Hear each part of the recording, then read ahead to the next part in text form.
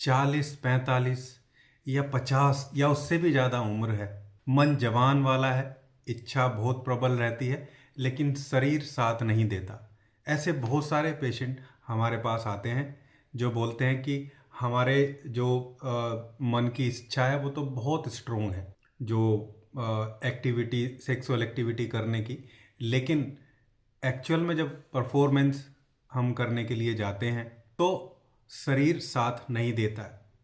शरीर में वो स्टेमिना, वो ऊर्जा, वो एनर्जी नहीं नज़र आती है और कई बार लिबिडो भी बहुत कम नज़र आता है। इसी के बारे में वीडियो बहुत अच्छी आपको क्लासिकल होम्योपैथिक दवाई बताऊंगा, जिनमें से केवल किसी एक दवाई का सिलेक्शन अपने सिम्टम के अनुसार करके आप जो है अपनी स्थिति को सुधार सकते हैं। तो चलिए इस वीडियो को स्टार्ट करते हैं।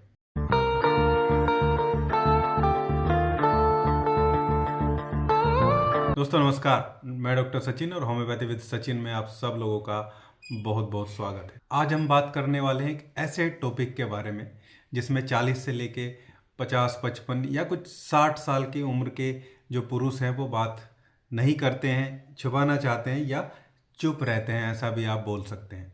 समस्या जो है वो लो स्टेमिना की है, लो इरेक्शन की आप कह सकते हैं, और प्रीमेच्योर एजैकुलेशन की भी है, पीएमई की समस्या भी नज़र आती है। जैसे अभी थोड़े दिन पहले लगभग 52 साल के एक जेंटलमैन मेरे पास आए। वो बोले कि उनकी इच्छा अभी भी मजबूत है लेकिन शरीर साथ छोड़ दे जा रहा है, इसके लिए क्या कर सकते हैं। तो यही कॉमन टॉपिक है और समस्या बहुत सारी हैं। इसके पीछे कारण भी कई सारे हमें जो है वो नज़र आते हैं। पहले उन कारण की तरफ ही देख लेते हैं। देखिए, एक तो एज के साथ में टेस्टोस्टेरोन हार्मोन का डिक्लाइन होता है, वो धीरे धीरे कम होता चला जाता है, जिसकी वजह से जो इरेक्शन की प्रॉब्लम है, जो स्टेमिना है, जो मूड है और जो मसल की स्ट्रेंथ होती है, मस्कुलर स्ट्रेंथ होती है, वो अपने आप ही वीक होती चली जाती है। कई बार इसकी वजह से डिज़ायर भी उतनी नहीं रहती है। दूसरा, नर्व का कंडक्शन स्लो हो जाता है। हमारी बॉडी में जो सेंसेशन लेके जाने वाली नर्व हैं, आप समझिए कि 50 साल की उम्र के बाद वो कंडक्शन धीरे धीरे स्लो होने लगता है, धीरे धीरे सेंसिटिविटी जो है वो प्रभावित होने लगती है और उसकी वजह से और बहुत सारी समस्या भी आने लगती है। दूसरा, ब्लड सर्कुलेशन स्लगिश हो जाता है।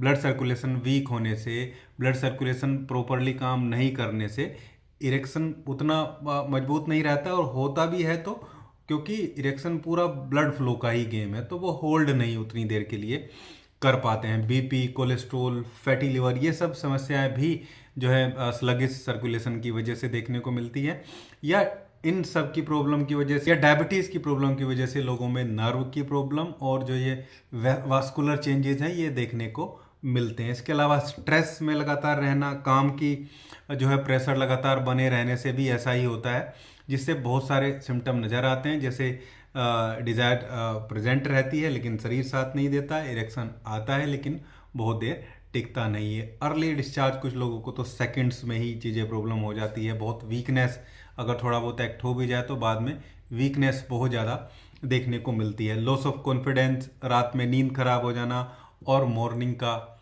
जो इरेक्शन है जो बहुत इंपॉर्टेंट है वो लगभग पूरे तरीके से गायब हो जाता है। ये इतने सारे सिम्टम, इतने सारी समस्याएं हमें इसमें देखने को मिलती है। अब हम बात करते हैं कि कौन सी होम्योपैथिक रेमेडीज़ हैं, कौन सी होम्योपैथिक दवाइयाँ हैं जिनको यूज़ करके हम इस प्रॉब्लम को बहुत तेज़ी के साथ रिड्यूस कर सकते हैं, या मैं बोलूँ कि इस ये जो डिक्लाइन होने का प्रोसेस है, जो चीज़ें ऊपर से नीचे आ रही हैं, इस प्रोसेस को स्लो करें, एज के पेस के साथ में इसको बिठा दिया जाए। तो सबसे पहली जो रेमेडी है वो है एग्नस कास्ट।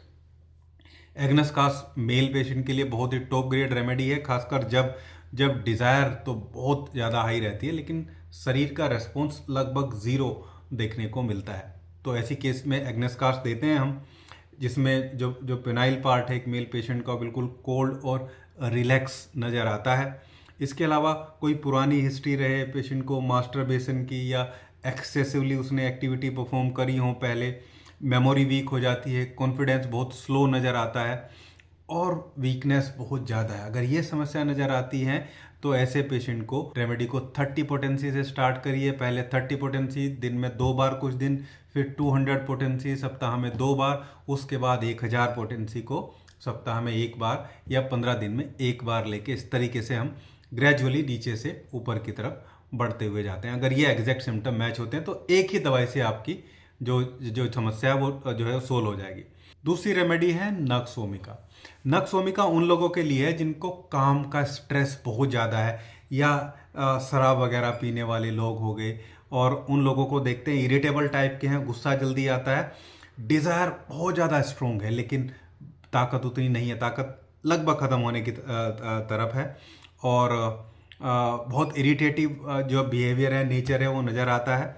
डिज़ायर हाई है लेकिन इरेक्शन नहीं है या सस्टेन नहीं कर पाता है। सीडेंटरी लाइफ है, बैठे बैठे अपना जो सारा काम है वो व्यतीत करते हैं, या काम भी ऐसा ही करते हैं। तो ऐसे लोगों को नक्स ओमिका पहले 30 पोटेंसी की 2 बूंदें शाम को कुछ दिन तक लेना चाहिए, उसके बाद 200 पोटेंसी की 2 बूंदें शाम को, दिन में एक बार ही इसको भी रखेंगे कुछ दिन तक। आप देखेंगे कि ये सारी स्थिति उनकी बहुत जल्दी से नॉर्मल हो जाती है।